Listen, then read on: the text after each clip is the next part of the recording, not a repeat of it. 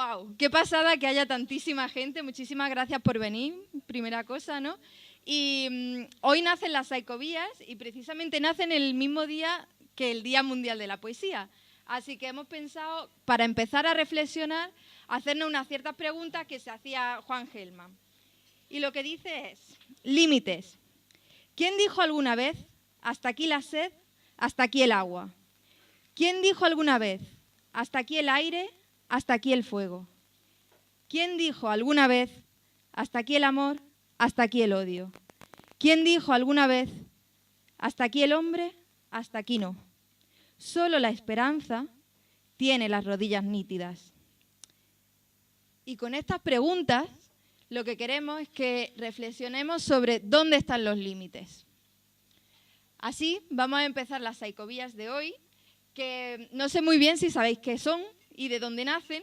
La verdad es que nosotros tampoco sabemos muy bien qué son. Acaban de nacer, estamos viendo cómo comienzan y la idea surge de precisamente los bares, donde estamos ahora mismo, donde un grupo de doctorandos, entre ellos estábamos Tao y yo, pero no somos los únicos, sino que había mucha gente del doctorado de psicología.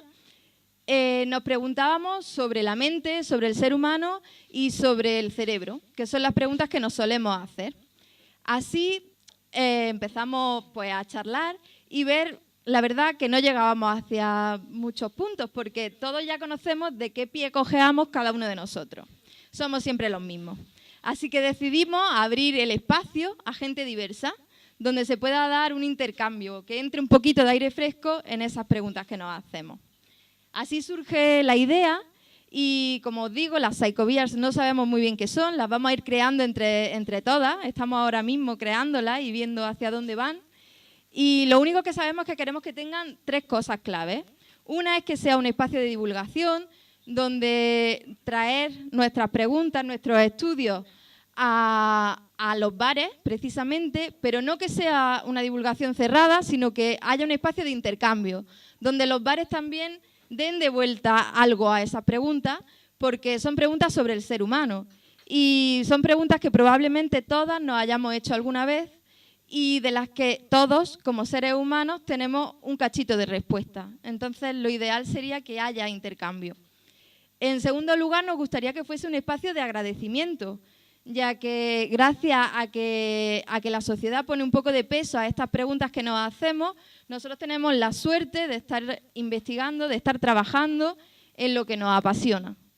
Y por último, nos gustaría que fuese un espacio de jugueteo, un espacio de placer, donde hacernos preguntas y donde disfrutar haciéndonoslas y dejar libertad a la creatividad y a la curiosidad. Así que esto no es una clase, por favor, que todo el mundo se sienta libre de pensar, de explorar y de intervenir. ¿Cómo hemos pensado hacerlo? Pues hemos pensado en que una vez al mes, el último jueves de cada mes, hacer un evento donde invitar a personas que estudien sobre el ser humano y nos traigan sus preguntas. Estamos pinchando un barril, así que si vaya a beber cerveza, pues por favor, buscarnos los que tenemos la etiqueta para comprarnos los tickets. Y nada, ya hemos visto que somos un montón, así que en los próximos eventos haremos un Google Form donde apuntaros y también estar en contacto y ver pues, si tenemos que limitar un poco el aforo. Esperemos que no llegue a tanto. Para el primer evento de Psychovías se nos ocurrió que la persona que mejor encaja con el concepto es Hugo Carretero Dios, y para que todos lo conozcamos un poquito, Tao nos lo va a presentar, que es una persona que lo conoce bastante bien. Bueno, muchas gracias, Nuria. Y bueno, digamos qué no decir de un grande como Hugo. La verdad que para mí ha sido, amigo, maestro y mentor. Él sabe que yo le estaré agradecido para los restos por todo lo que me ha dado, pero no quisiera centrarme en mi relación personal con Hugo. Eso quizá podría dejarlo para un hipotético párrafo de agradecimiento de tesis doctoral, si es que llega. Así que prefiero hablar más de lo que Hugo nos está dando a todas nosotras como sociedad, ¿de acuerdo? Y aquí es donde yo coincido, toda la gente que hemos tratado con Hugo, hemos estado de acuerdo en que Hugo es de las pocas personas de la academia que es capaz de conjugar, por un lado, ese cuidadoso rigor metodológico, sin olvidar esa pasión genuina que él tiene, digamos, por las humanidades, por las artes, por la cultura, por esa responsabilidad política y social que siempre le mueve. Y yo creo que esa combinación es lo que le ha dado a Hugo esa sensibilidad especial para haber escogido, dentro de los temas, como objeto de estudio, haber elegido una temática tan humanamente apasionante, pero a la vez tan científicamente esquiva, como es el humor, el sentido del humor, donde no cabe duda que Hugo se ha convertido en un verdadero experto, tanto a nivel nacional como internacional. Y bueno, y digamos que es precisamente sobre esta temática de lo que viene Hugo a hablarnos hoy, es precisamente una cuestión, una de las implicaciones del humor que están más en boga actualmente, tanto a nivel político como social, como científico, que son los límites del humor. Límites del humor. ¿Debería haber límites en el uso del humor? En caso de ser así, ¿cuáles deberían ser? Nuria, no sé si tú te consideras, si tú abogas más por libertad de expresión, o eres de las que quizás llaman en tono peyorativo una de las ofendiditas. Si me hace uno de tus chistes machistas, ya sabemos por dónde salgo. Bueno, entonces me ahorro mis próximos comentarios, ¿no? Nada. Bueno, y nada, me gustaría también, digamos, destacar que, digamos, que no me cabe duda que conociendo a Hugo, habiendo tenido a Hugo, bueno, muchos de nosotros, habiéndolo tenido de profesor, habiendo disfrutado las clases de él, que va a ser capaz de darle ese enfoque particular que siempre le da al debate. Al fin y al cabo aquí es debate activo, yo animo mucho a que participéis, de hecho que más participe, que me busque loco, que le voy a invitar a una cerveza del barril, ¿vale? Va a ser la clave de este tipo de eventos. Y ese enfoque de Hugo, yo, digamos que se caracteriza, digamos, por la capacidad de sembrar esa curiosidad, por la capacidad de hacernos reflexionar, por la capacidad de hacernos dudar de ideas que ya creíamos que estaban asentadas. ¿Y por qué no? Ya que Psicovías nace y vive en los bares, me vaya a permitir que utilice este término, por esa capacidad de follar la mente, ¿vale? Yo creo que es lo que puede caracterizar un poco su modo operandi. Y bueno, como entrevistador tenemos a un invitado de lujo, a un invitado de auténtico lujo, el pensador David Rodríguez Arias. Él prefiere llamarse apasionado en ética aplicada. Y bueno, y qué mejor manera, David, yo creo, que de aplicar esa ética a una temática tan controvertida como esta. Bienvenidos a los dos. Muchas gracias.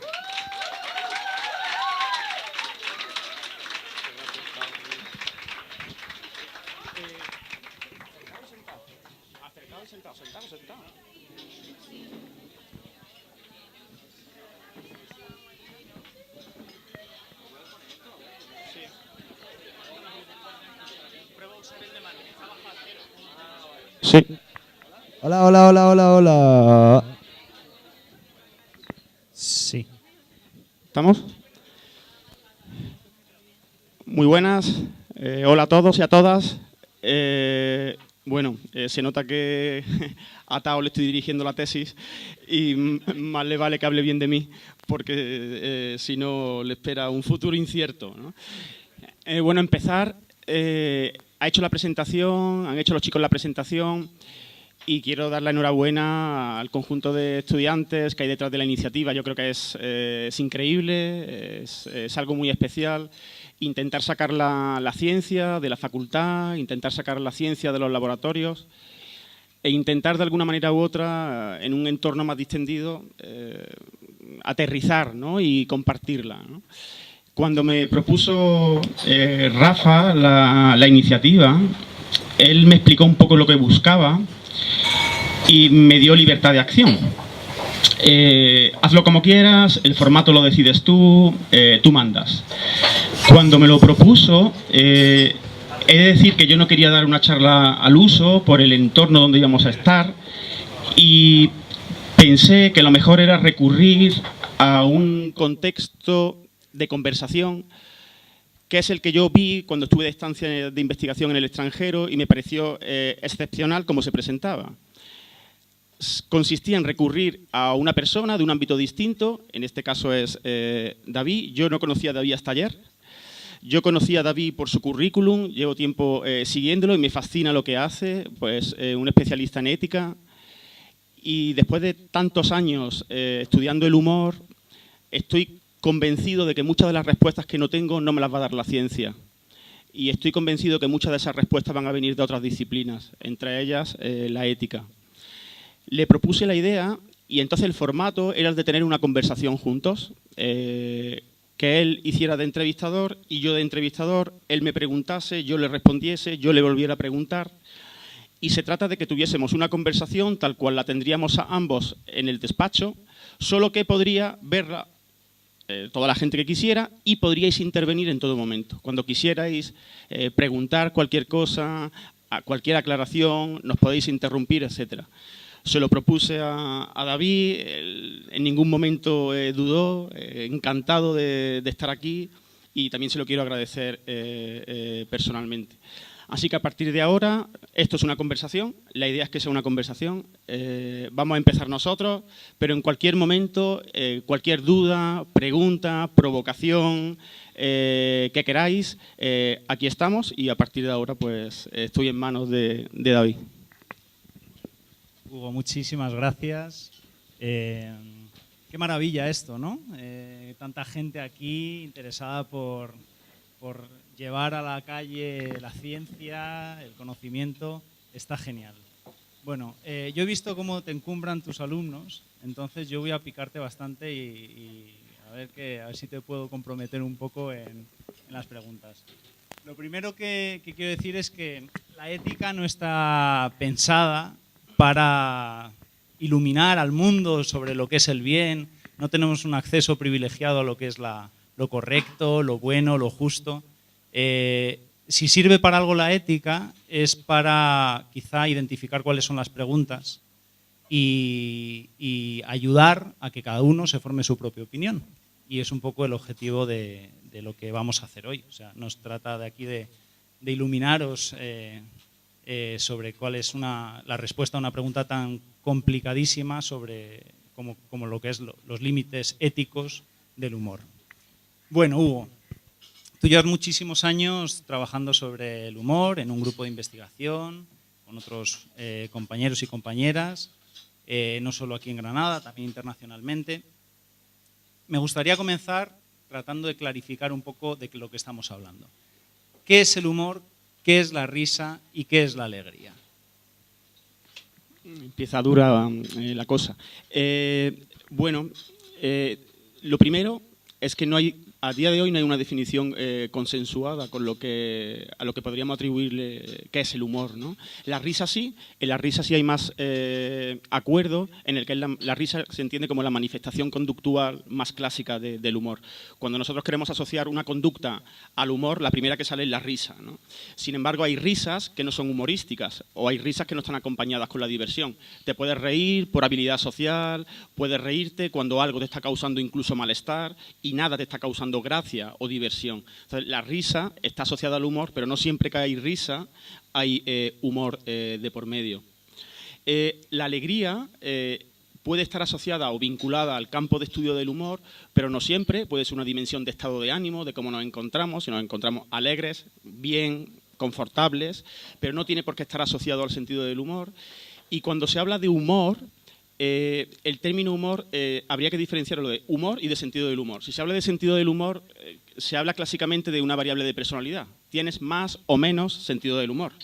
Entendido sentido del humor como la tendencia a intentar hacer reír a los demás, por ejemplo, la frecuencia con la que te ríes de determinadas cosas.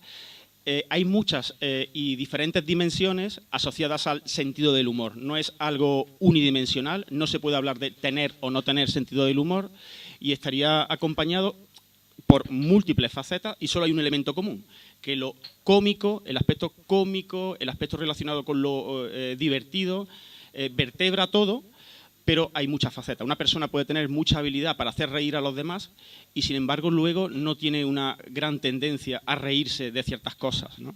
O una persona puede estar de risa fácil, puede ser una persona de risa fácil, se ríe con facilidad, pero luego no tiene habilidad para hacer reír a los demás. Entonces, eso significa que es algo multidimensional, con múltiples facetas y que a lo largo de la historia también ha ido cambiando su significado, su acepción.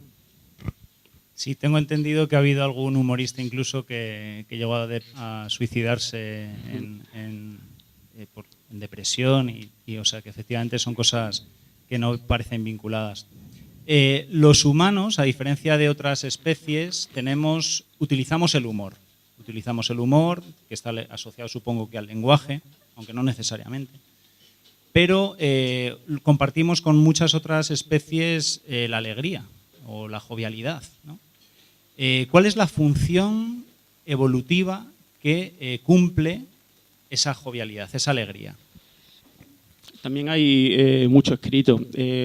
Una de las primeras teorías sobre el humor decía que el humor fundamentalmente está basado en la función evolutiva de vencer al otro.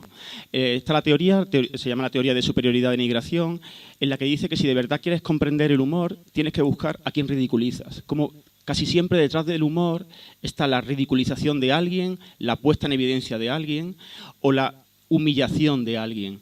De hecho, se dice que la risa es una derivación evolucionista donde es una manifestación de victoria, incluso de proposición de reto, de lucha, donde la risa lo que sería una manifestación de estar preparado para el enfrentamiento y sobre todo una manifestación de conquista, de victoria, ¿no? Entonces, detrás de todas esas teorías se dice que no todo el humor, pero gran parte del humor sería basado en una especie de victoria, porque ponemos en evidencia una inferioridad, un complejo, un defecto de algo, de un grupo, de una persona, de una característica. Pero fíjate, David, esto ha cambiado muchísimo a lo largo de la historia, porque estas teorías, por ejemplo, no tienen en cuenta que la acepción, una de las primeras acepciones de humor no estaba vinculado a lo divertido. Se consideraba el humor como la visión o la capacidad que tenían algunas personas para ver las dificultades de la vida y cambiarle la valencia, el sentido o el significado. Se consideraba como un espíritu, una forma de trivializar la desgracia y la tragedia. Es curioso porque muchas veces ahora en la actualidad, cuando se habla de humor o de chistes, dice alguien, es que esto no es humor porque no es gracioso.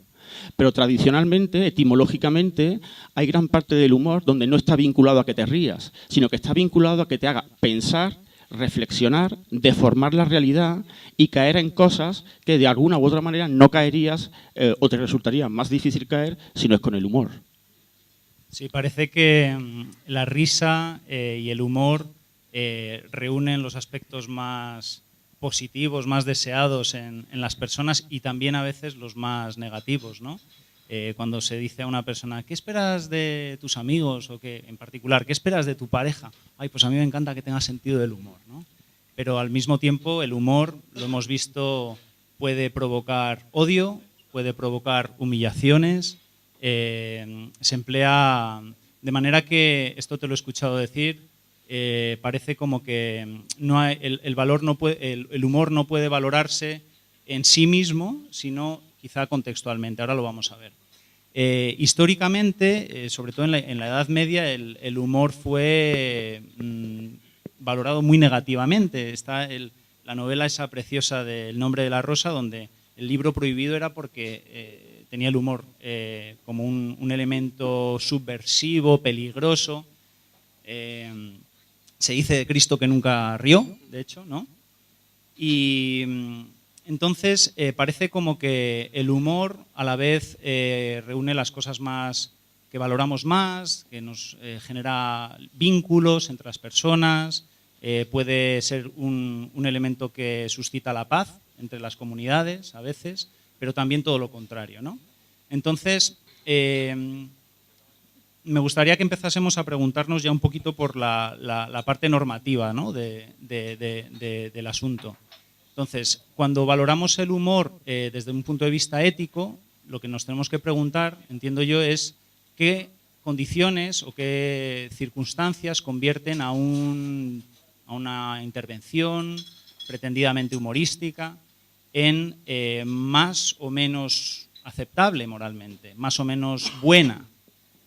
Por decirlo de forma quizá más llana, ¿puede un buen chiste ser malvado moralmente? ¿Puede ser malo? ¿Un buen chiste ser malo? Bueno, la pregunta tiene varias aristas. La primera es que cuando hablabas de los diferentes tipos de humor o cómo puede ser el humor también, y está vinculado con la última parte, puede ser el humor malo, en la actualidad ya no se habla de un solo humor.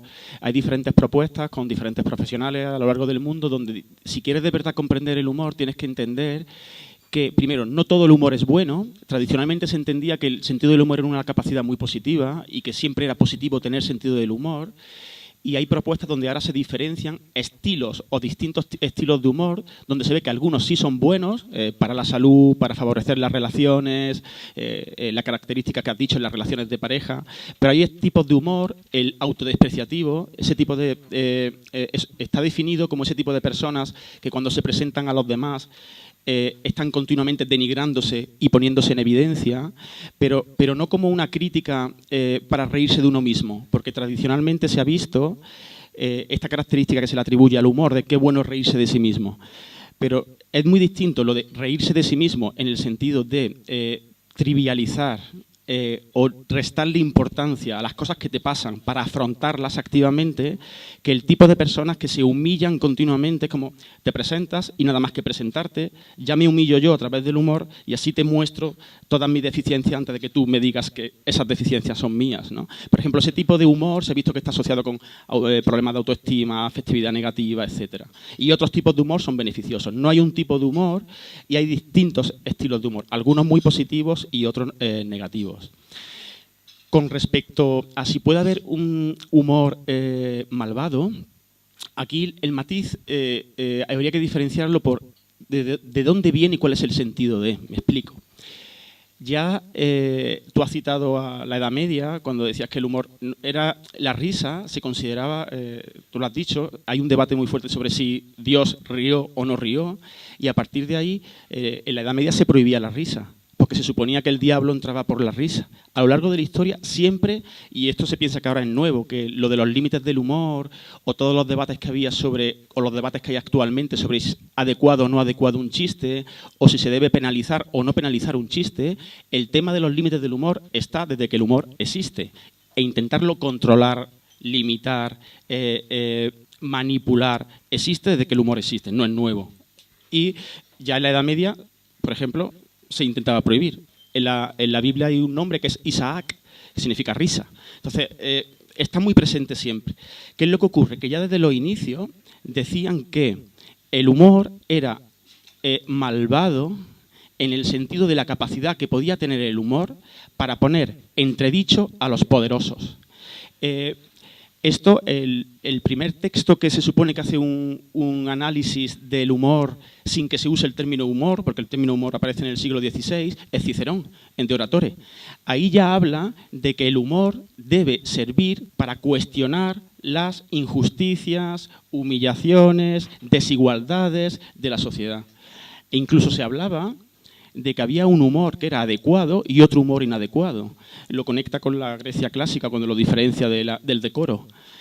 ¿Qué ocurre? Que decía que si el humor verdadero, entendido como se conceptualizaba el humor en aquellos orígenes, de verdad tenía su función, el humor tenía que ser, en su esencia, rupturista, en su esencia, transgresor, rupturista, tiene que provocar. El humor siempre es una paradoja, ¿no? Es romper algo que tú esperas. La base del humor es la paradoja. Tú te esperas que algo va a ocurrir y el humor ocurre cuando eso que te esperas, tu expectativa, se ve rota.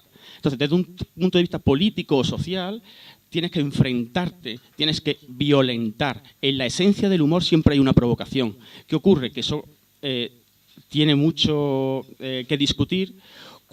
¿Qué es a lo que te enfrentas? ¿Qué es lo que violentas? ¿Cuál es la ruptura que ocasionas o que produces? Y si el humor es de abajo arriba o el humor es de arriba abajo. No es lo mismo contar un chiste para ridiculizar a la monarquía o para reírte de Franco, donde te estás riendo de los poderosos, a contar un chiste que es de arriba abajo, donde humillas a desempleados, pobres, mujeres, entendiendo como clase que está sufriendo las desventajas y la discriminación de la sociedad.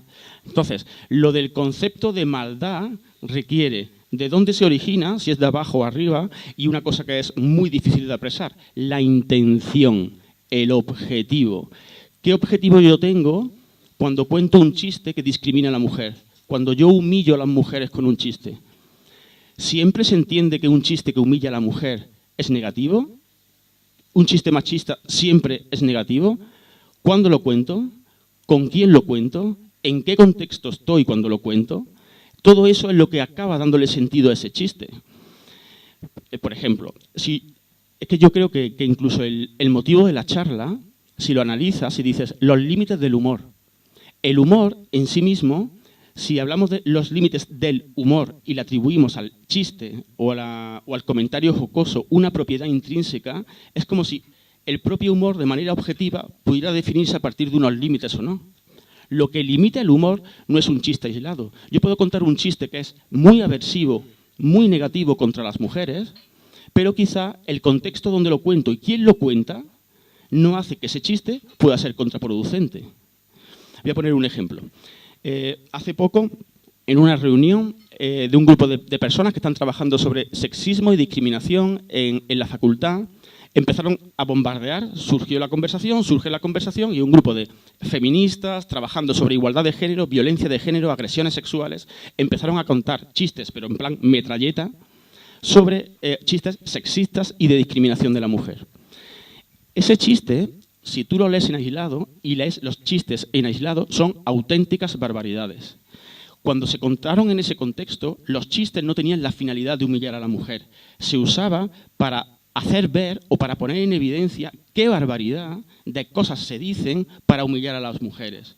Y se usan los chistes sexistas para empoderar a las propias mujeres que estaban contando esos chistes, siendo los chistes sexistas.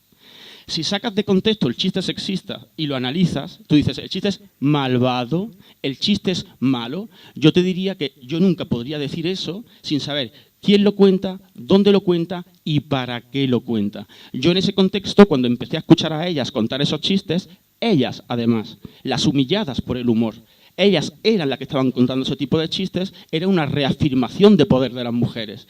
Y usaban los chistes para poner en evidencia la discriminación que hay en la sociedad. Si es otra la persona la que cuenta esos chistes y en otro contexto, el análisis es totalmente distinto. Bueno, aquí han salido ya un montonazo de cosas. ¿Qué tal vais? ¿Se va bien? En la pantalla, Hugo ha seleccionado una serie de chistes, algunos de los cuales ha mencionado algo al respecto ya. Los podéis mirar. Bueno, hay dos formas. Habitualmente la filosofía moral entiende que hay dos grandes maneras de entender la ética. A la hora de valorar, por ejemplo, un acto o una intervención, hay dos maneras de hacer recaer el peso de la moralidad. Para algunas personas, un poco en la tradición del filósofo Immanuel Kant, decían que los actos humanos pueden ser juzgados a priori. Con independencia de las consecuencias que tienen, hay ciertos actos que son o bien correctos moralmente o bien incorrectos moralmente. Yo creo que, tras tu análisis, yo creo que tú no caerías en esta forma de entender la ética. Parece que tú entiendes la ética desde un punto de vista más consecuencialista, más en la tradición utilitarista de Stuart Mill, que dice que, bueno, que lo que convierte en una intervención, un acto moralmente aceptable o inaceptable, es más bien las consecuencias que se derivan de ella. Más o menos lo que estoy entendiendo yo de lo que dices tú es que un chiste no es en sí mismo ni bueno ni malo, va un poco a depender de si hace daño o no hace daño. No solo, también influyen las intenciones, y las intenciones están ahí a medio camino entre lo a priori y lo a posteriori, porque tú puedes hacer un chiste con una intención de dañar y en ese sentido estás previendo las consecuencias ya, y así que ya estarías haciendo un juicio un poco consecuencialista, pero también puedes hacerlo con la mejor de las intenciones y luego resultar que tenga malas consecuencias. Otra conclusión que yo extraigo de lo que estás diciendo tú es que obviamente el contexto es determinante, Y tal y como está evolucionando la sociedad, está afectando a la calidad moral del humor. No es lo mismo ya hacer un chiste en los contextos en los que los hacíamos hace 20 años o 15 años que hacerlo en Internet. La previsibilidad del daño que pueda causar un chiste es más difícil de controlar. Incluso se podría decir que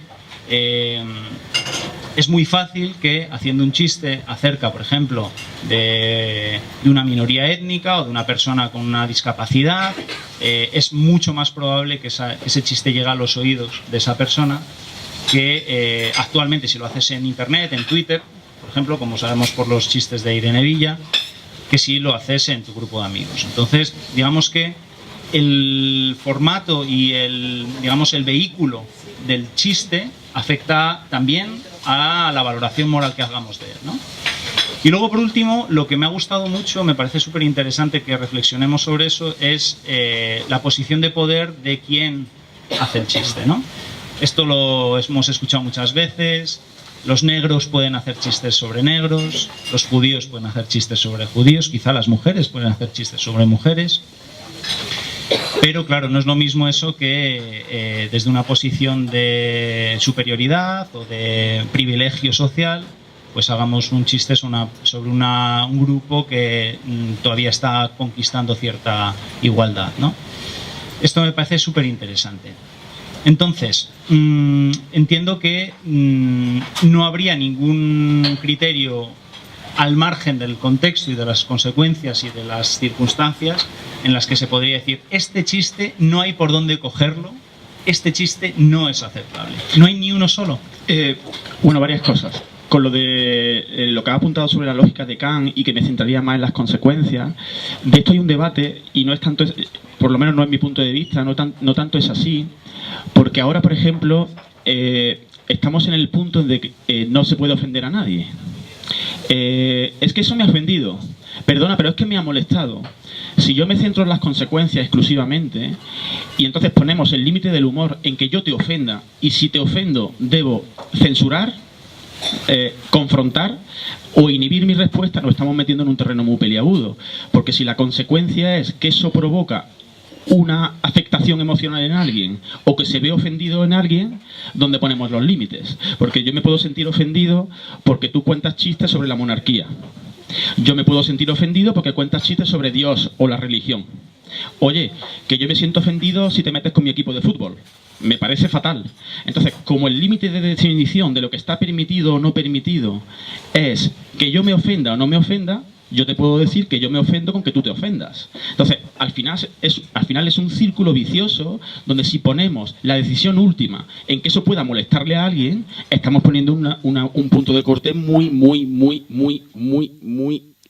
fino, una línea muy fina de separación. Entonces, y esto es un posicionamiento también, al menos es mío, personal, ni siquiera lo comparten todas las personas que están en el grupo de investigación en el que yo estoy trabajando, pero no considero como regla de medir que la persona se pueda sentir ofendida, porque entonces nos podríamos ver peligrar ciertas libertades de expresión, de comunicación, etcétera, pero es verdad que es muy delicado. Hace poco en un programa de televisión salió Irene Villa. Y a mí me hizo mucha gracia, es una entrevista que le hizo la periodista del Objetivo, no recuerdo ahora Ana Pastor, y hay un momento en el que Irene Villa dice, yo sí que de verdad soy una mujer bomba. Claro, que eso lo diga Irene Villa, que ha sido la que sufrió el atentado, vale, pero además a Irene Villa se le decía, oye, ¿qué opinas de que la gente haya hecho tantos chistes con el atentado que sufriste? A mí no me molesta. Cuando se la ha intentado usar políticamente y en los tweets y han intentado decir hay que ver que ha hecho un chiste con Irene Villa, ella siempre ha salido y ha intentado que no se le use políticamente, diciendo cosas como mira, a mí no me importa, a mí no me duele. Pero claro, el elemento de decir, ahora yo cuento un chiste, David, antes yo estoy con ella, estoy teniendo una interacción con ella y yo sé dónde va a ir el chiste va a ir a ella. Yo puedo controlar el estilo de interacción y el contexto, pero ahora todo lo ha cambiado las redes sociales. Cuando yo emito un chiste, yo no tengo control sobre quién va a leer el chiste, dónde va a acabar ese chiste y por quién va a ser leído, interpretado, etcétera.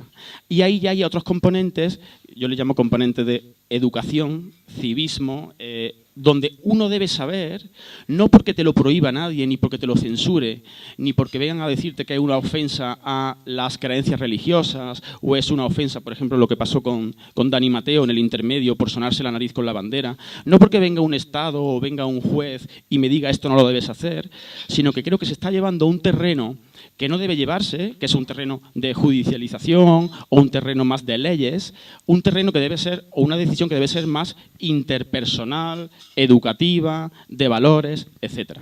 Y ahora, Hugo, habría entonces un estímulo, un chiste. Habría un chiste, uno, que nos pusiéramos de acuerdo en que esto no debe ser contado en ningún momento.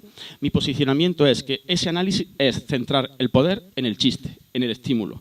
Es como si tuviera un principio activo, como si fuera un fármaco y ese fármaco tuviera un principio activo independientemente de quién lo cuenta, quién lo recibe, dónde lo cuentas. Entonces, si a mí me preguntasen eso y el análisis simplemente se centrase en el chiste en sí, te diría que no sé darte una respuesta porque es mutilar lo que el humor es. El humor es conversación y hace falta un emisor, un receptor y un contexto. Si nos centramos solo en el chiste, ya no estamos hablando de humor. Se pierde la capacidad de interacción interpersonal del humor. Entonces te diría, si tu pregunta es esa y te centras solo en el chiste, no hay ni un solo chiste que yo diría no, en ningún caso. Tendría que conocer contexto, situación, persona, receptor, etc. Me queda clarísimo. ¿Queréis hacer alguna pregunta? Yo sigo, ¿eh? Así.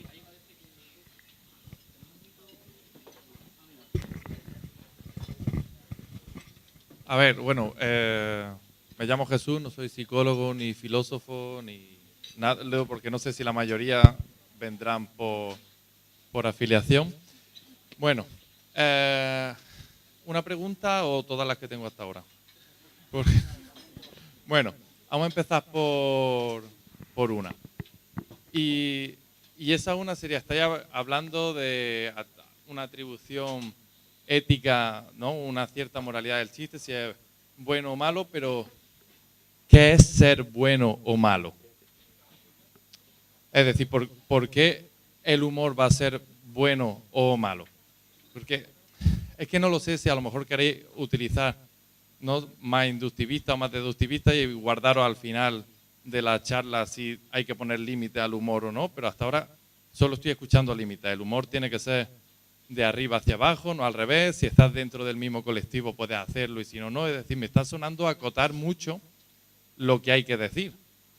Y bueno, ¿por qué? Es decir, ¿por qué es malo que alguien superior se ría? Es decir, vale, porque la intención se supone, y la intencionalidad intrínsecamente mala es que, bueno, creo que deberíais, o por lo menos me gustaría saber vuestra opinión sobre qué son límites, si estamos hablando de puramente moralidad, o si son legislativos, si son algo más. Bueno. ¿Cómo es tu nombre? Jesús. Muchas gracias, Jesús.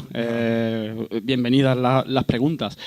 Si la impresión es que somos limitadores del humor, o si la impresión que está dando en el público es que venimos a proponer, o vengo a proponer, una idea de que el humor debe ser limitado, nada más lejos de la intención. Es sobre los elementos que pueden influir en que tú pienses cuándo es apropiado o no apropiado el humor. Otra cosa es que yo lo comparta.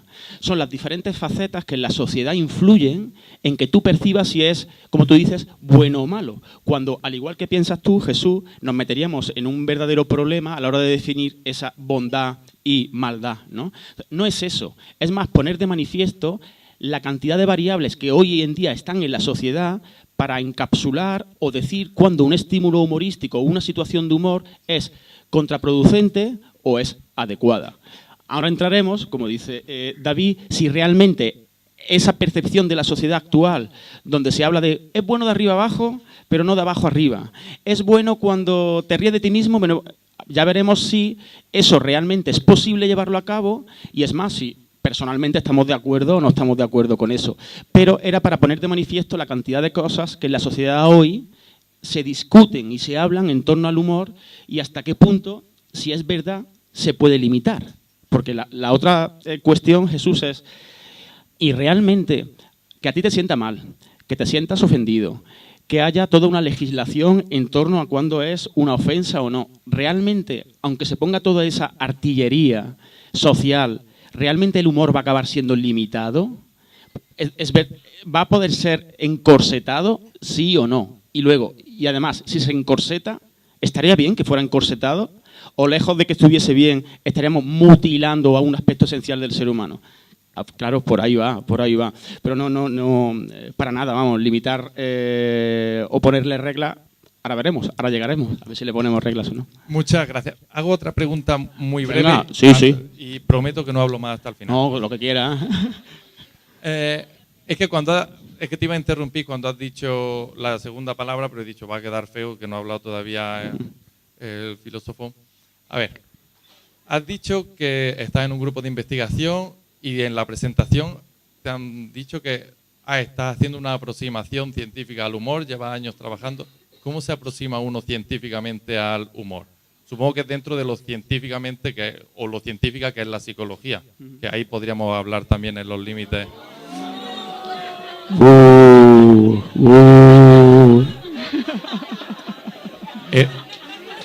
Era la frase clave para saber cuántos psicólogos había. Vamos a entrar a eso también, Jesús. Vamos a entrar a eso, Jesús.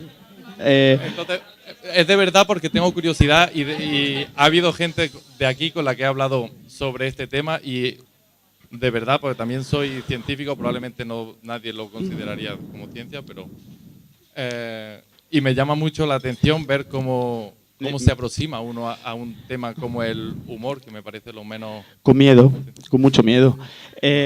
Fíjate, Jesús, vamos a hablar de eso ahora, sobre qué es lo que tiene que decir la ciencia o cómo se acerca uno científicamente a la ciencia.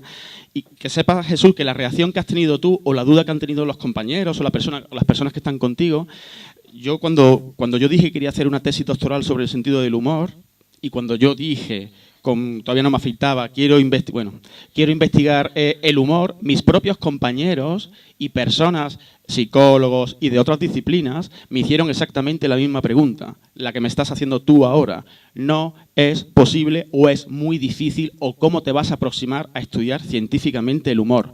Vas a perder el tiempo, vas a desperdiciar tu carrera académica, no vas a poder publicar, el humor no se puede investigar, etc., etc., etc., Después de, son ya unos años,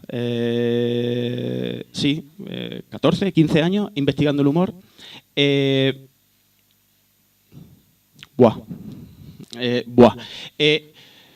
Cuando digo es, ¿cómo te aproximas? Aquí empezaríamos a hablar de estadística, de procedimientos matemáticos y de análisis que no competen. Hugo, ¿es posible? Si la regla de medir la pones en que publiques en revista científica, de hecho lo llevamos haciendo más de una década, por lo tanto eso no sería una regla, ni siquiera para mí es una regla para definir si estás haciendo ciencia o no, pero te aproximas igual que te podrías aproximar a cualquier otro de los temas. Fíjate que cuando hablas de, por ejemplo, depresión o cuando hablas de diferentes problemas se ve como más posible que lo estudies científicamente y sin embargo cuando hablas de sentido del humor, la percepción general es que es trivial, que no es importante, que sirve de poco y que qué haces investigando el sentido del humor con la cantidad de cosas importantes que hay en la vida para hacer y estás perdiendo en el humor. Y dos, que es tan complejo, que algo de la vida, que se te va a escapar, que los resultados van a ser muy vacuos, que no vas a poder investigar. Bueno, se está demostrando que sí, que se puede, claro que se puede.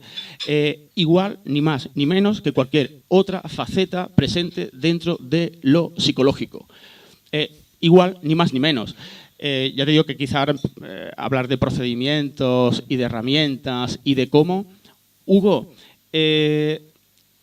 confiésame, ¿de verdad que no has tenido nunca la sensación de que aquello que estás haciendo cuando estás investigando el sentido del humor es algo que se te escapa de las manos? ¿Es algo que es muy impreciso? ¿Es algo que te da ganas por momento de decir qué estoy haciendo, esto que estoy haciendo no es ciencia? ¿Nunca lo has pensado? No. Siempre he tenido el convencimiento de que lo que estoy haciendo es ciencia. Muchas gracias. Nada.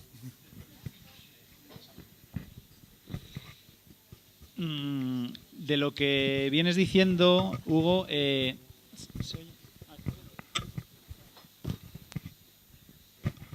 Claro, señalar, por ejemplo, que las relaciones de poder en una dirección sean un criterio a tener en cuenta o que nos deba saltar las alarmas a la hora de juzgar moralmente una intervención humorística no implica que todo chiste hecho de arriba abajo sea incorrecto, ni que todo chiste hecho de abajo arriba sea correcto tampoco. Es decir, son guías que no nos resuelven la papeleta de seguir pensando. Eso es por un lado. Otra cosa que está saliendo interesante, que ya es hora de tratarla, es la relación entre ética y legalidad. La ética no es la legalidad. Si la ética fuera la legalidad, todas las sociedades con pena de muerte serían éticamente aceptables. Todas las sociedades que prohíben fumar marihuana, por ejemplo, serían inaceptables. Y ya vemos que efectivamente hay mucha variedad en las formas de hacer efectivo pues, el derecho, ¿no? Cada legislación va con unos valores detrás. Sí que es cierto que una sociedad debe aspirar a que su legalidad tenga ciertos valores éticos, pero el propósito del legislador cuando hace la ley no es cumplir con un modelo de moralidad, sino más o menos hacer que una sociedad pueda convivir. Ese es el propósito del legislador. Y ahí se preocupa por la seguridad, se preocupa por la convivencia, cosas que no son cuestiones de máximos, sino de mínimos muchas veces. Entonces, yo creo que la ética guarda una cierta autonomía con respecto a la legalidad y algo que nos parece moralmente inaceptable podríamos concluir que a pesar de todo debería ser legal. Y al revés, algo que nos parece moralmente aceptable quizá deberíamos prohibirlo en determinadas circunstancias. Pueden darse ambas circunstancias. Entonces, la legalidad implica muchas veces censura, implica prohibición, y esto en sí mismo tiene también consecuencias, porque entra en conflicto con otros valores en los que creemos, como la libertad de expresión. ¿Por qué es importante la libertad de expresión? Porque una sociedad que es libre de expresarse es una sociedad que mejora, porque tiene capacidad de criticar a sus instituciones, por ejemplo, ¿no? Entonces, no queremos una sociedad que no pueda criticar sus instituciones, pero al mismo tiempo queremos una sociedad que no humille de forma sistemática a determinados colectivos. Entonces, ¿cómo contemporizamos eso? Pues esa es la papeleta que tiene el legislador, ¿no? Entonces, ¿cómo crees tú? Yo tengo entendido, por lo que te escucho, que tú eres muy poco favorable a la censura, eres muy poco favorable a la prohibición. ¿Cómo podemos desincentivar? Has dicho algo acerca de la educación. Que no aparezcan demasiados ejemplos de humor nocivo socialmente, sin que eso implique una censura, un abuso contra la libertad de expresión. Bueno, si las acciones que se ponen para limitar el humor vienen o exceden el terreno de las relaciones interpersonales y es una cuestión de judicializar el contexto, como bien dice, no estoy nada a favor. Pero sí es verdad que, al igual que todos los que estamos aquí, hay situaciones que consideramos apropiadas o inapropiadas, te has pasado, esto no compete, esto aquí no debería ocurrir, y cómo dejar al margen aspectos de que un Estado venga a regular y nos diga qué es lo bueno, qué es lo malo, y sin embargo cómo llevarlo a ese plano interpersonal. Yo habré pensado en esto, no te lo puedes imaginar, David, porque es verdad que soy muy contrario a la censura, pero sí soy muy favorable a la confrontación, y son dos aspectos distintos. La censura tiene que ver con que alguien me diga qué es bueno y qué es malo, qué es lo que debo hacer, y si no lo hago me penaliza. Y la confrontación es toda la literatura, que ahora está muy en boga en psicología, donde hablan como las acciones colectivas, por ejemplo, como unificar en función de intereses compartidos, como cuando alguien hace algo que le confrontas y le dice, mira, perdona, no me parece bien. Es decir, cómo llevar este tipo de cosas a la confrontación individual y a la corrección y a la penalización social, pero no porque un Estado superior me diga. Claro, todo eso bebe ¿de qué? De la educación. De la educación y de la inversión en educación. No que venga un Estado que me diga a mí cómo tengo que pensar, sobre qué cosas tengo que pensar bien y sobre qué cosas tengo que pensar mal, sino que haya una educación base y cuando haya una situación donde por cualquier circunstancia existe un intercambio humorístico y se está humillando a alguien y pensamos que esa situación es del todo inadecuada, tengamos recursos, habilidades y competencias para confrontar eso y decir, mira, perdona, creo que no es el sitio adecuado para hacer esto, etc., etc. ¿Qué ocurre? Que esa confrontación tiene una reacción. Cuando tú a una persona que está contando un chiste, os voy a poner una anécdota, me ocurrió muy recientemente. Yo creo que es el sitio donde yo he escuchado más chistes de decir, madre mía, ¿qué estás contando? Es en un gimnasio. Cuando terminas de hacer deporte y estás en el vestuario y hay un grupo de hombres en pelota picada, ¿no? Hablando y empieza la gente a contar chistes. El 90% de los chistes que salen en el vestuario son chistes de decir, madre del amor hermoso. En esa situación, uno de los chicos contó un chiste sobre una discapacidad y había una persona que tenía esa discapacidad allí. Otra de las personas lo conocía y lo confrontó. Confrontó del tipo, mira, perdona, te estás pasando. No sabía a qué se refería, no sabía que había otra persona con discapacidad. Oye, que es solo un chiste, que no pasa nada. Mira, y el tono de voz o la forma de confrontar fue violenta. ¿Qué quiero decir? Que luego también hay muchas maneras de confrontar. Puede haber algo inadecuado, pero cuando a mí alguien me dice, oye, perdona, esto no lo debes hacer, va a depender de cómo me lo dice. Y si la confrontación no es adecuada, yo puedo afianzarme en mis postulados, puedo posicionarme aún más en mi discriminación o en mi conducta y lejos de decir, oye, mira, perdona, ¿qué tal? Porque no es un cuento de hadas.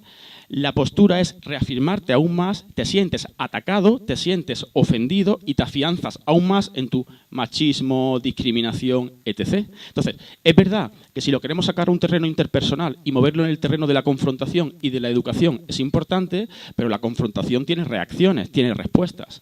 ¿Cómo se confronta? ¿Cuál es la mejor manera de confrontar? Y siempre teniendo en cuenta que lo que yo confronto no va a tener una respuesta de decir, voy a hacer esto y esta persona va a dejar de contar chistes. Voy a hacer esto y esta persona va a dejar de ser machista. Eso es vivir en un cuento de hadas. No es así.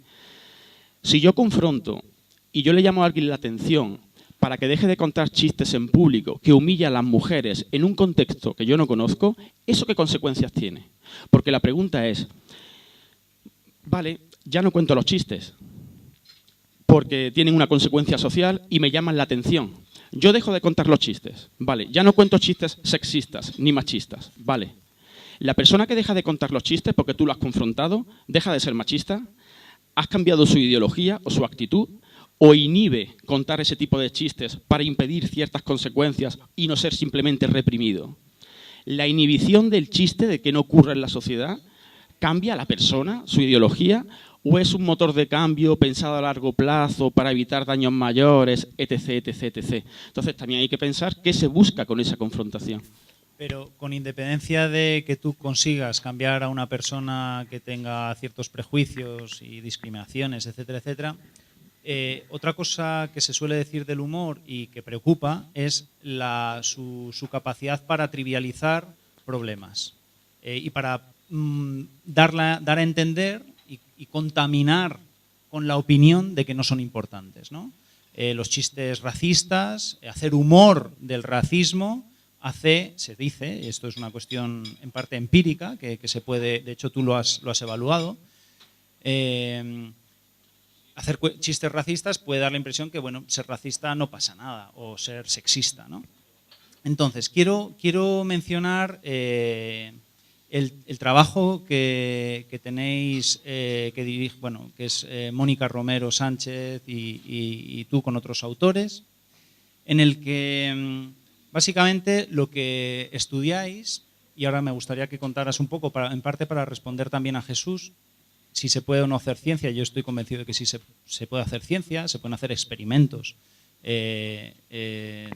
en psicología experimental, vamos, sobre estos temas. Lo que valoráis es en qué medida estar expuesto a humor sexista afecta a la proclividad para cometer un acto de violación, una violación. En este experimento ponéis a prueba varias hipótesis. Una de ellas es si efectivamente estar expuesto al humor sexista hace que la gente tolere más o le parezca menos grave un acto de violación, sobre qué tipo de personas tiene ese efecto y también en particular, otras dos cosas, si cambia el hecho de que el emisor de ese humor sea un hombre o una mujer, y también si eso afecta no solo a la proclividad a hacer una violación, a cometer una violación en el contexto, a la persona del contexto del humor, o ya generaliza esa actitud a más personas. A mí me parece que los resultados de este estudio son súper interesantes, sorprendentes en algún caso, con respecto sobre todo a qué pasa con respecto al emisor. A mí esto me ha sorprendido mucho el resultado y me gustaría que nos contaras un poco de qué va este experimento. Bueno, mira, como bien dices, forma parte del estudio Mónica Romero y el profesor Jesús López Mejías. Se puede asustar un poco la audiencia si escucha que hay un tipo de humor que lleva a la proclividad a violar. Es porque si no lo contextualiza, dice, ¿cómo? ¿Que escucho un chiste y acabo violando? Entonces, a los que no estáis dentro del contexto de investigación puede resultar algo sorprendente. Y es de rape proclivity, es del término en inglés, que hay una traducción literal, pero en realidad lo que se intenta hacer no es si vas a acabar violando, lo que se hace es lo siguiente. Se coge a un grupo de participantes y al azar se forman dos grupos y a uno de los grupos se le da chistes donde se discrimina o se denigra a la mujer. Y en otra de las condiciones es o humor neutral, chistes donde no hay una carga de contenido, donde no se ridiculiza a nadie, los típicos chistes de juego de palabras, etcétera. Y luego también una noticia, ¿no? Una noticia seria donde tú también puedes hablar de manera discriminatoria de las mujeres, pero no hay humor de por medio. Lo que se hace es que tú te expones a una batería de chistes o a la noticia o a chistes neutrales y después se te enseñan unos escenarios donde se te describe una escena donde hay un comportamiento de discriminación, donde hay un componente sexual agresivo contra una mujer. Y después de leer ese escenario se te pregunta, una vez que te han expuesto a los chistes sexistas o a los otros chistes, se te pregunta, ¿hasta qué punto consideras que lo que ha ocurrido en este escenario es una agresión sexual? ¿Hasta qué punto consideras que esto que ha ocurrido en este escenario es un acto que veja o humilla a la mujer? ¿Hasta qué punto tú te comportarías de manera similar a cómo se ha comportado la persona que es protagonista del escenario, del hombre? Y es una escena donde un hombre y una mujer se encuentran en un bar, por ejemplo, flirtean y hay un momento en el que la mujer invita al hombre a su casa. Llega a su casa, empiezan a besarse, empiezan a tener una relación sexual y hay un momento en el que la mujer dice, no, suficiente, se acabó. Y de manera ambigua se describe una situación donde a pesar de que la mujer dice que no, el hombre continúa, se insiste, la mujer sigue diciendo que no y el hombre acaba teniendo una relación sexual con la mujer y se deja en ambiguo. Cuando las personas pasan por el humor sexista y solo cuando esas personas son machistas o muy sexistas, consideran que lo que ha pasado en el humor es una relación sexual consentida, no ha habido ningún tipo de contratiempo y no ha habido nada que le haya afectado a la mujer. Pero solo ocurre con las personas machistas. Si la persona no es machista y tú pasas por el humor sexista, no tiene ningún tipo de efecto en ti. Pero si eres sexista y escuchas chistes sexistas, es como si la persona sexista se viera legitimada para expresar su prejuicio. Quizá hay que clarificar que previamente habéis hecho una evaluación de qué se entiende por ser sexista, con unas escalas ya validadas. Exacto. Y se ha discriminado los más sexistas de los menos sexistas. Y no solo eso, quizá el dato que más nos interesó a nosotros aquí es que también manipulamos si ese chiste sexista lo contaba una mujer o lo contaba un hombre. Entonces tú dices que muchas veces pasa lo que he dicho antes de los chistes sexistas contados por mujeres. Entonces lo que se manipulaba es, vas a quedar con Antonio para una cita y estás en tu casa y justo antes de salir de casa tu amiga, y entonces se manipula quién envía los chistes sexistas, o un chico o una chica. Pues se ve que si el que envía los chistes es una chica y tú eres sexista, aún se incentiva más, aún se fomenta más tus conductas prejuiciosas. Es como, que es la propia mujer la que está contando los chistes y es la propia mujer la que se está riendo de sí misma, es la propia mujer la que se está denigrando a sí misma. Es como un cheque en blanco para expresar el prejuicio. Y luego, cuando evalúan las situaciones, se incentivan aún más las puntuaciones donde dice que eso es una relación sexual consentida y que habrías actuado exactamente igual que el protagonista de la escena. Entonces, claro, aquí lo que se pone de manifiesto es que influye, que el chiste en sí no es importante, que lo que influye es el sexismo de la persona que observa el chiste y el emisor del chiste, que era nuestra intención, intentar poner de manifiesto la importancia del contexto, del emisor y del receptor en la respuesta final. Y que si tú no eres sexista, el chiste no es un arma de destrucción masiva. Si tú no vas a escuchar el chiste y te vas a convertir en una persona sexista o machista, sino que va motivado por el sexismo o los prejuicios de la persona receptora. Muy bien. No sé si lo último que decía el trabajo vuestro es que además esa actitud se puede generalizar para otros contextos también. Claro, en el segundo, en una serie de estudios encadenados, en los estudios finales lo que se intenta preguntar es trascender al intercambio sexual entre el hombre y la mujer y luego se hacen preguntas generales de discriminación a nivel social de la mujer. Lo que se observa es que la exposición al humor sexista para las personas sexistas no solo tiene efecto en la evaluación puntual que haces de un encuentro sexual, sino que trasciende a tu evaluación general sobre la discriminación presente en la sociedad, pudiendo manifestarse a nivel societal, a nivel general, no solo circunscribiéndose a un acontecimiento concreto o puntual. Aquí lo que se pondría de manifiesto con este trabajo es que genera efectos, o sea, el humor no solo, o sea, tiene un efecto como lo que contaba antes, trivializante, ¿no? Pero yo había entendido, leyendo vuestro trabajo, que el efecto ese sobre las personas machistas no es tal cuando el emisor es un hombre. No existe efecto. O sea, solo existe cuando el emisor es una mujer, la emisora. Hay una interacción de segundo... Bueno, me ha salido. Existe un efecto, pero cuando se mete el emisor de chiste hombre-mujer, la variable hombre-mujer es más fuerte y se lleva el efecto del chiste sexista. Introducción de tercero. Entonces, se lleva el efecto. Para nosotros, a ver, lo que a nosotros nos gusta, o llevamos ya años intentando transmitir con la investigación del humor, es que la importancia del humor, en realidad el humor es una interacción, es que no hay humor sin ser humano. Entonces, no hay un humor sin una persona que se ríe, que se divierta, una persona que lo emita. O sea, el humor es interacción. Y como en interacción que es, mutilamos el humor si no tenemos en cuenta multitud de variables. Hay una línea ahora que a mí me interesa muchísimo, el autor de la línea creo que está por aquí, que es Andrés Riquelme, que todos estamos pensando en los límites del humor desde un punto de vista negativo, pero recientemente estamos intentando estudiar el humor feminista.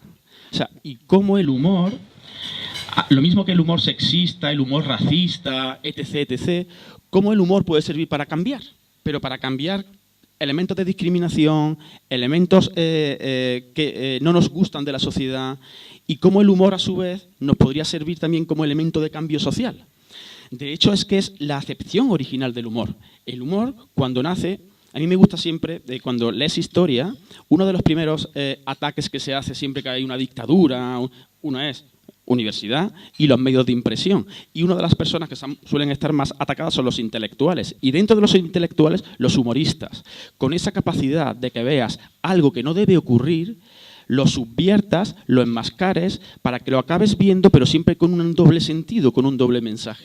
La capacidad que tiene el humor para cuestionarnos el mundo que nos ha tocado vivir y para cuestionarnos elementos de injusticia. Entonces, se pone mucho el acento sobre el aspecto negativo del humor y habría que darle una especie de giro de cómo el humor, al final, hay una interpretación de un chiste, de los diferentes estímulos, de los diferentes chistes que hay por aquí puestos.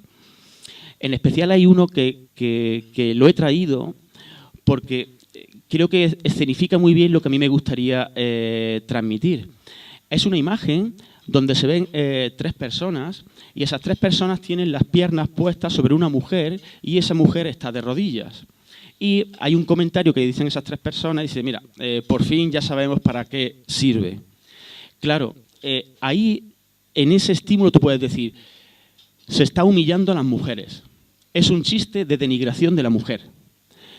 O le puedes decir, ¿es un chiste de denigración de la mujer o es un chiste que está denigrando a los hombres que actúan así contra las mujeres? Es decir, como en casi todos los estímulos humorísticos, bueno, o en muchos, no en casi todos, la interpretación del chiste, el humor es polisémico. No hay una única interpretación de un estímulo humorístico muchas veces. Y en ocasiones podemos percibir un chiste como denigrante contra la mujer y en otro caso como denigrante del hombre que es capaz de hacerle eso a una mujer. Es una manera de humillar a los hombres. Entonces, a mí eso me apasiona. Entonces, por eso, y sí me gustaría comunicarlo, me lleva bastante, desde un punto de vista tanto intelectual, científico, pero también personal, me irrita bastante los análisis simplistas de prohibición o de limitar el humor cuando es una cosa tan compleja y depende tanto de tantas variables, ¿no? Entonces, me gusta siempre darle el giro y decir, vale, muy bien, tiene efectos negativos. Nos hemos parado a pensar todos los que estamos aquí, y casi todos somos psicólogos, ¿qué nos han enseñado del humor cuando estudiamos en la Facultad de Psicología? ¿Quién nos ha hablado del humor en la Facultad de Psicología? ¿Quién nos ha hablado de la risa, cuándo y cómo?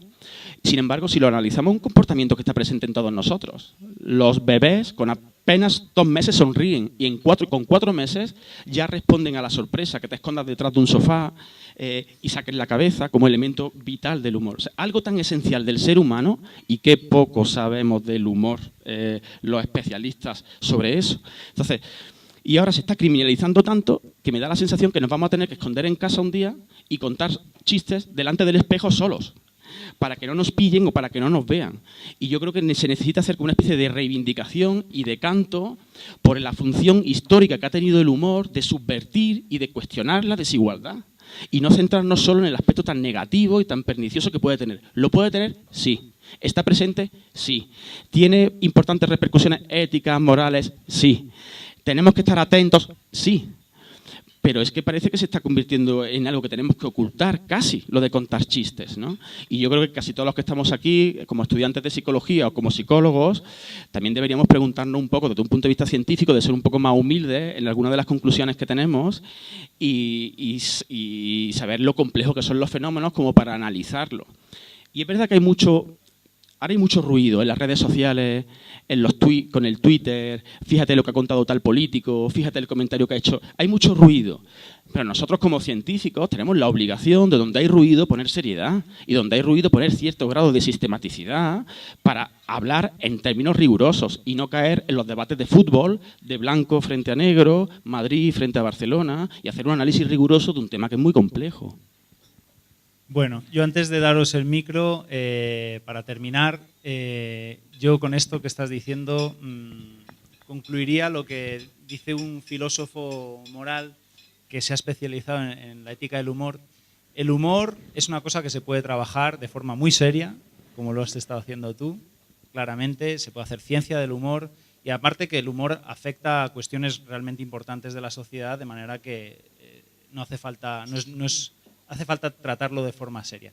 Pero la ética del humor no hay que tomársela tampoco demasiado en serio, porque efectivamente el riesgo de abusar y de centrarnos solo en lo negativo, en lo pernicioso del humor y todo el daño que hace, y olvidarnos de que genera cosas muy, muy positivas, que la alegría, que todo el mundo aprecia y valora, ¿no?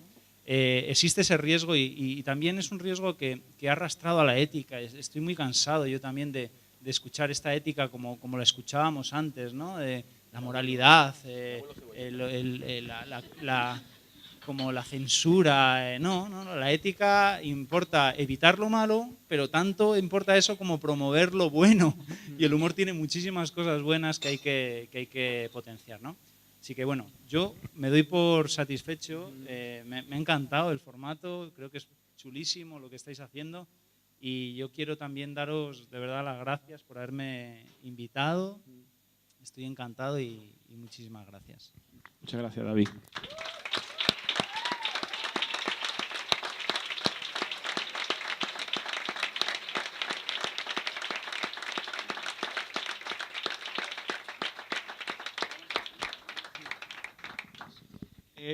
Chicas, chicos, si os parece, y alguien tiene una intención o una curiosidad de preguntar algo, hacemos una ronda a quien le apetezca o que quiera preguntar algo.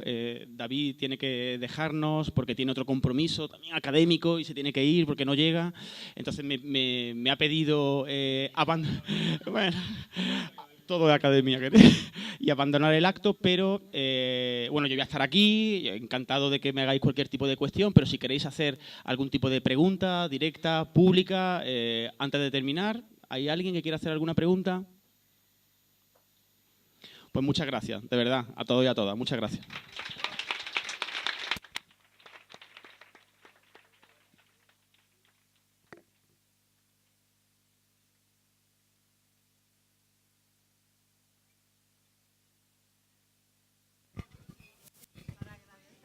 Bueno, se va a proceder a la entrega.